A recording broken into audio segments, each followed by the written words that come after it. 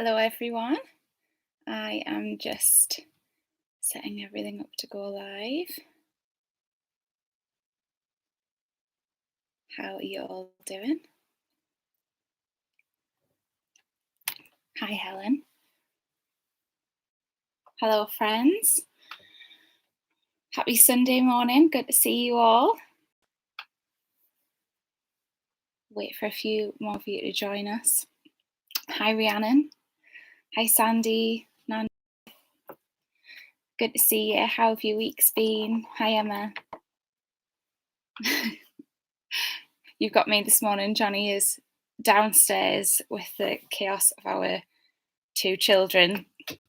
Asher has been just in the mood for destruction as of late. Like, literally woke up yesterday morning, jumped on both of our heads, gave me a bus slip, came downstairs, tore the sofa apart, started chucking toys around. So it's a little chaotic, but I've got the peace of quiet of upstairs talking to you guys this morning while Johnny's got to deal with them. So that's quite nice, really, isn't it?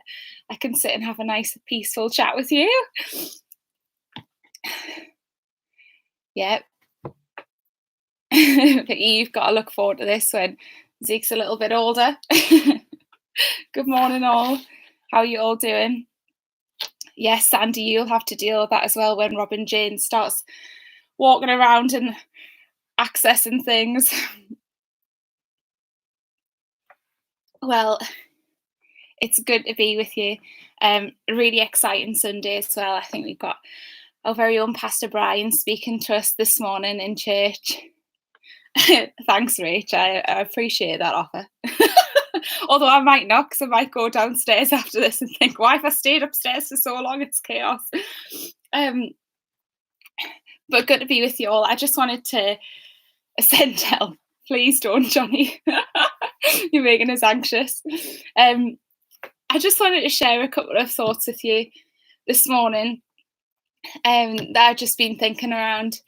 And I don't know if you've been watching our prayer room online or if you've managed to be there in person, and it's been really special and God's really met with us in the room. And for people that have been watching the live stream and chatting in the comments on Facebook and praying for each other, and it's been a really just beautiful experience, and God's really met with us as we've come into his presence. And I was just really thinking on that this morning and the beauty of it, but also really felt aware that maybe there's some people that would watch it online and think, I'm not spiritual enough for that, or I'm not spiritual enough or that way inclined to be in the room. And maybe that's just through personality traits, or maybe it's insecurity. But just really wanted to chat on that for a moment, because God calls us all into his presence. He calls us all into relationship with him.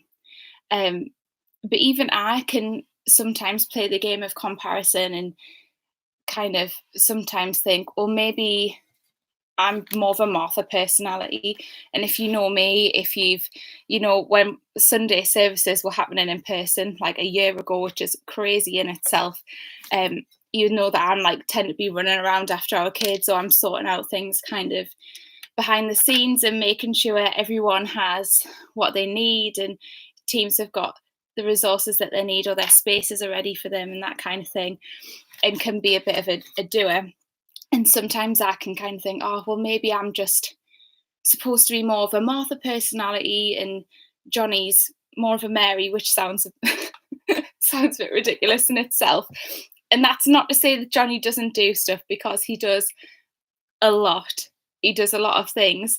But even hearing Johnny speak for the first time when he was a new Christian, and the way he pulls things out of the Bible, I've been in church my entire life, literally since the first Sunday I was on this planet.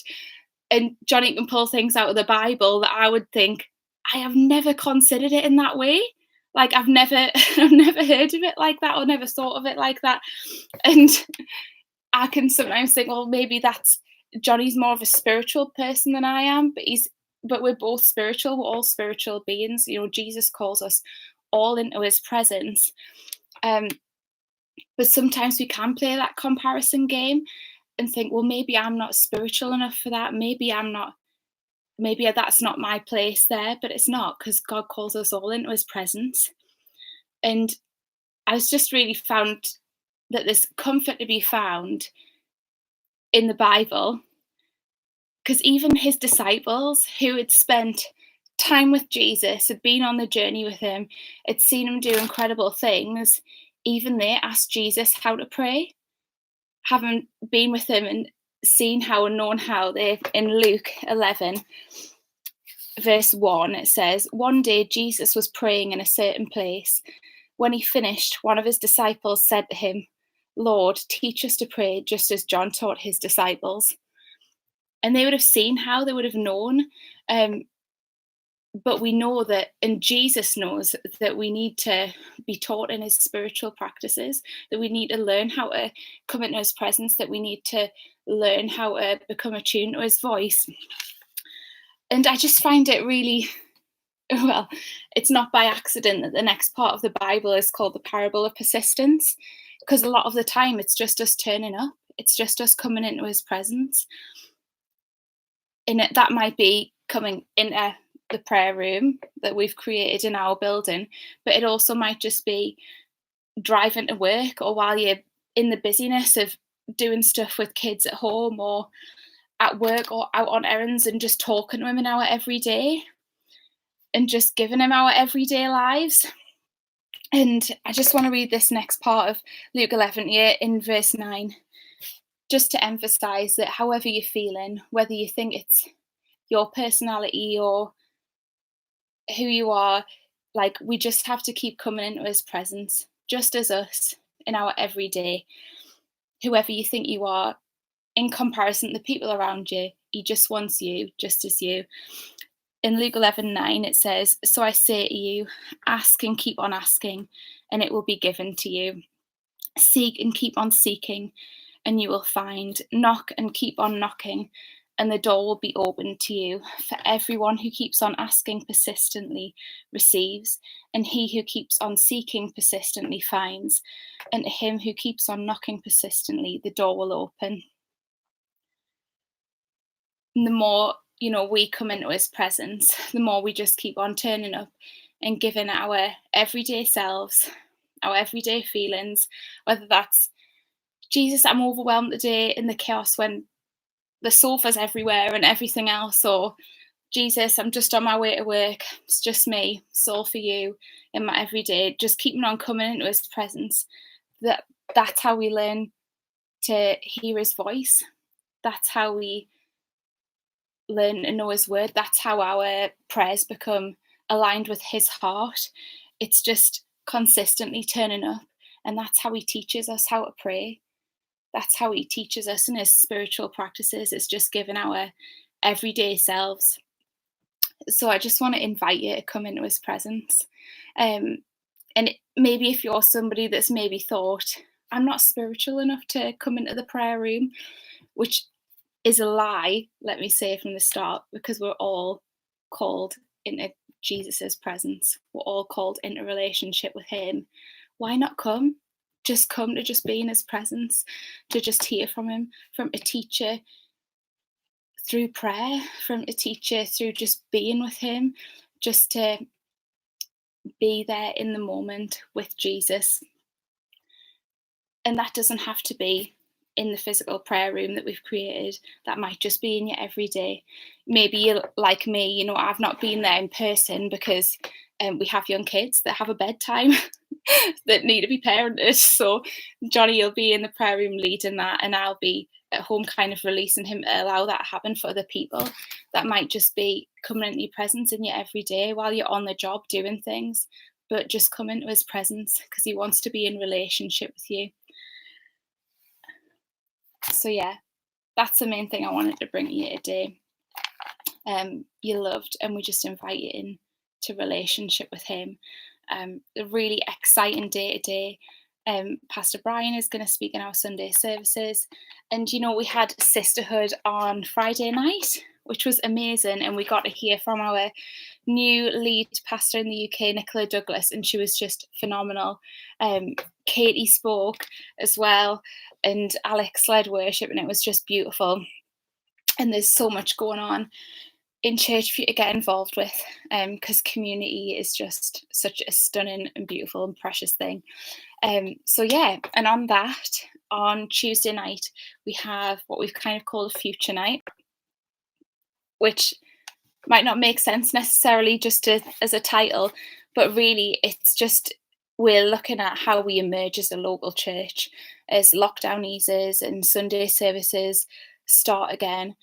So we want to invite you all into that. There's just some of the key leaders in the room, because we're obviously very reduced numbers right now, to make sure everyone's safe. But we'll be sending out a link through groups and teams, and we'd love to see you all there.